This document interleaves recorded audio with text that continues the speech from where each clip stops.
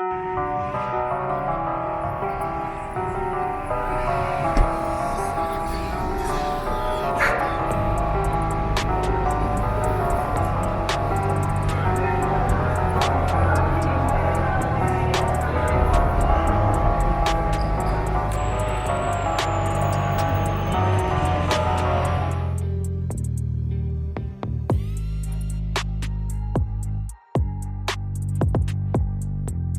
you doing, brother? I had better days. Okay. Hey man, I've been watching you for a while now, man, and I used to say to myself, like, man, I would never get in front of no camera, you know what I'm saying, in this state. But for you, I would. Well, first of all, I thank you for sitting down with me and speaking to me, because I know, first of all, it takes a lot of courage to sit down and speak to somebody and be vulnerable and tell people what's going on in our lives. That's not easy, first of all. So I thank you for doing that, and I thank you for not knowing who's going to be on the other side of the camera and watching. That's why I told you. I said I would never do it. Yep. But for you, from what I see from your channel, I would definitely do it. You know what I mean? Because I hear when you talk, when you give it back to the people that you interview, yeah. I can hear the recovery and what you're saying to them, and you're not lying. Yeah. You know what I'm saying? Like, I had 3 years sober. I was working in a recovery house. Okay. And a lot of people watch your channel. They're gonna. A lot of people have some things to say, but that's cool with me. I used to tell my guys, like, I'm not exempt from a relapse. Absolutely. If I don't do what AA says for me to do, I'm going to relapse. We're especially be exactly where we. Especially in the building that I live in. Where we don't want to be. Especially in the building that I live in. Yeah. They call it the Carter in Frankfurt. It's at Leaper and Aaron. Okay. You know what I'm saying? And they used to ask me, how do you stay clean in there? Yeah. I do what AA says to do. But in March 2020, when everything got shut down, you know, everything that I was told to do, I couldn't do anymore. Yeah. You understand what I'm saying? I couldn't make meetings and be of service to the newcomers. I couldn't do that. And for some, listen, I remember when I first got clean, that was, if it wouldn't have been for those meetings and stuff, I wouldn't be clean right now. Yeah, I was a greeter. Yeah. I was a greeter for the first 3 months of like when I was in rehab and they would let me go to meetings, outside meetings. I was a greeter. Yeah. Just going and saying, yo, hi, I'm Joey, welcome to the Northeast Club. You know what I mean? And just introducing myself to people. And I learned there, right then and there, that made it real easy to get through a day. Yep. And I couldn't do that shit no more. I had keys to the Northeast Club. I worked in a recovery house. You know what I mean? And when all that got taken away, when they say like resentments and fear, you know what I'm saying? It's like, you know, is the #1 offender. Yep. That it is true. Yeah. And I didn't realize how long I was in a bad state until I lost my job and really had to think about it.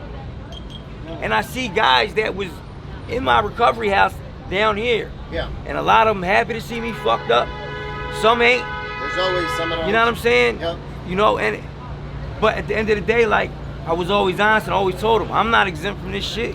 That's what, a lot of times when people speak to me, they think that I'm cured or something, you know what I mean? And I'll be like, no, I said, look, I could be getting high tomorrow. I could be getting high later on today if I'm not careful. You know, 100% that could happen. And that complacency, I know it's bit me in the ass before, plenty of times. You know, being complacent, getting comfortable, and thinking that I don't have to do what got me clean. Right. You know, that shit led to me fucking up plenty of times, man. Plenty of times. And for a guy like me, I'm sure for you too, because I can see the gutterhood in you. You know what I'm saying? So for a guy like me who come up in projects, hustling and all the other stuff, like, it's not easy for a motherfucker like me to sit down and take direction from somebody else. Yeah, I think there's those of us that have the street aspect to our lives, and it's 10 times harder for us to, just for somebody to, you know, tell us, look, do this or do that. Yo, you got coffee today. Be like, yo, who the fuck you talking to, nigga? Right. You know what I mean? But it's easier for us to talk to people that speak that language than other people. Yep. Because I speak that language. I'm cut from that cloth. I know that. You know what I'm saying? And to be back in this, to be where I'm at again, man, like, Yo, my mom called me today, and I was sick, like sick. You know what I mean? Just trying to get that wake up. And the feeling I had when I hung up with her was fucked up, like it was bad. Like I had to tell her, like I told her when I relapsed, like I didn't lie to her. I don't lie about nothing. You know what I mean? And she's been riding. And when she called me today, I could hear in her voice when I told her I'm sick. She's like, I don't know what sick you're talking about. I'm like, I'm sick. Like, and then she knew. And to hear that in her voice, and what I'm putting her through is killing me. That we subject ourselves to, you know what I mean? Like it's the madness. When you think about it, if somebody was to tell us, yo, you're gonna do this bag, and in 9 months you're gonna throw your whole life away. You're gonna be doing this, you're gonna be doing that. We look at them like they were crazy, you know. But we know that that's what's gonna happen, that's the and reality. we do it. And the crazy part is for somebody who know already, to do it again. Yeah. You know, like, what the fuck was I thinking? You understand? Like, here it is, I'm helping guys get days. I'm helping guys get another day. But my job, like, you know, I got such a big heart that there was no not taking work home with me. Guys would get kicked out because, like, you know, they would fuck up so many times, and I would open my doors to them, like, yo, hang out till I get off. I'll give you my floor. You see what I'm saying? Yeah, exactly. Just so you ain't on them streets. Yeah, like to give you, like to figure out what you're gonna do, because I know that feeling of having to walk out of a recovery house with everything you own at 12 o'clock at night in the rain. You see what I'm saying?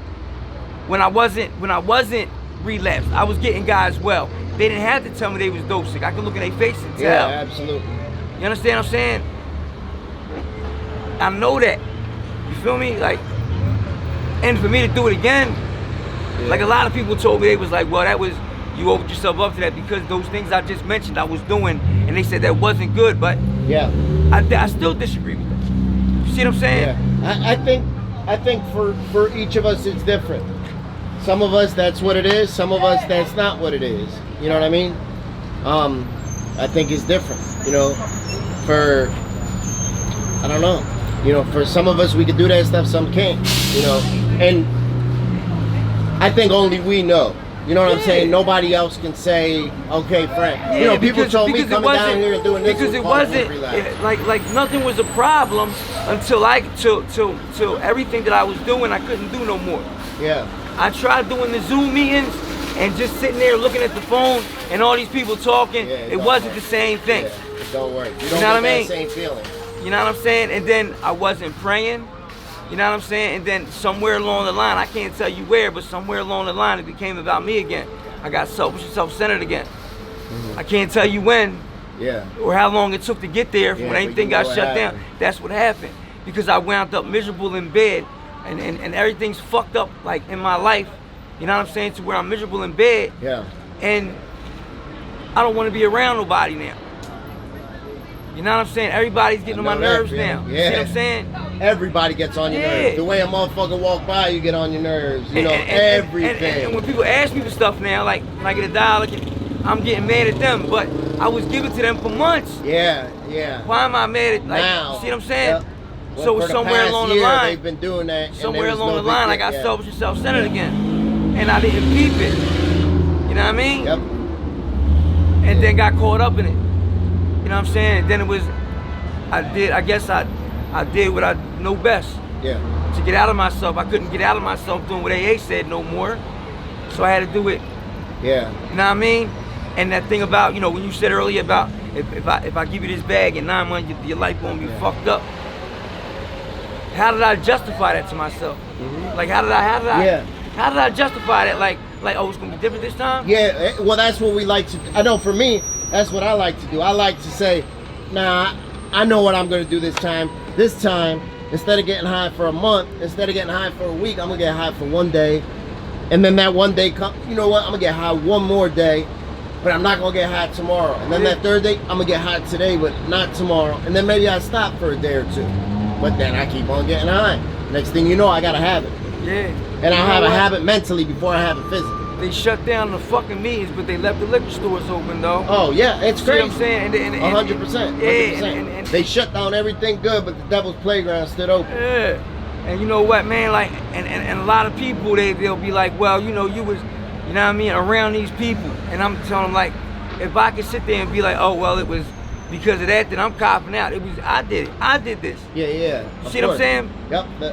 The final say so comes back on us. 100%. It was my responsibility. Yep. I did it. You see what I'm saying? I'm going to hold myself accountable. Yes. For my own actions. Yeah. You see what I'm saying? Because that's what AA taught me. Yeah. And now, like, from 3 years ago till now, whatever they got going on in these bags is way different. Because I was just in Kirkbride, and usually 30 milligrams of methadone is enough to be able to like start off to tape me off. Nah, it wasn't. Don't even touch it. And then I'm like, and I'm shaking, and I'm like yelling, like, what the fuck, shit. Yeah. And the tech is yelling at me. Outbursts. And the tech is yelling at me. I'm in my room though. He's yelling at me. Yeah.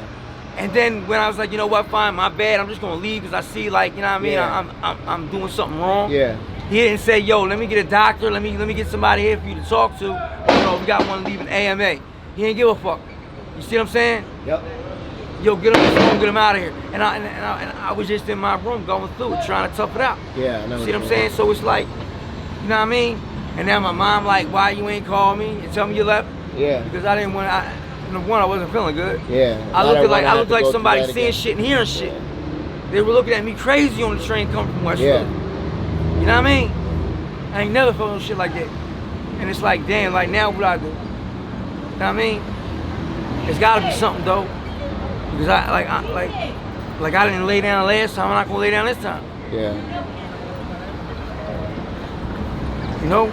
Do you have any questions for me? Or anything you'd like to ask me? Nah, man. I just want to say, I want to see you keep doing what you're doing. Well, you know what I'm saying? Thank you. Because I thank you. There are morals over money, John, man. You know what I'm saying? Like, you probably don't even know, but like for the last couple months, like that's been the only thing that's been giving me hope that I'm gonna even get through this shit. The only thing, you know what I'm saying? Like, and I like inshallah, if I do get through it, you know what I'm saying? I'm trying to come to the barbershop and get a cut. I keep, 100%. you know what I mean? Yep. But you know, on YouTube, I'm Joey the Slick Talker. Yep. I'm not talking too slick now because I'm just not like myself right now, you know. But like, just keep doing what you're doing, man. And thank you. I thank you, brother. I thank you. I appreciate you. MashaAllah. And I pray that things start to go in a direction that you need them to, brother. You know what it takes. You know it's not easy. You know it's gonna be way harder before it gets easy. The thing about being Muslim, right? It's like everything is covered. Yeah. Like this conversation we having was written. Yes, it was done already. Thank you. So it was written, it was going to happen already. Yep. So my relapse was written, it was going to happen already. Exactly. You see what I'm saying? Now it's just about getting through it. Yep. That I get through it. Yep. You know what I'm saying? Because I don't want to put my arm through it. Of course. You know what I mean? Of course. I thank you, brother. Absolutely. It's a pleasure to meet you, and I thank you for taking the time. Thank you, brother. What's up, Doug? How you doing?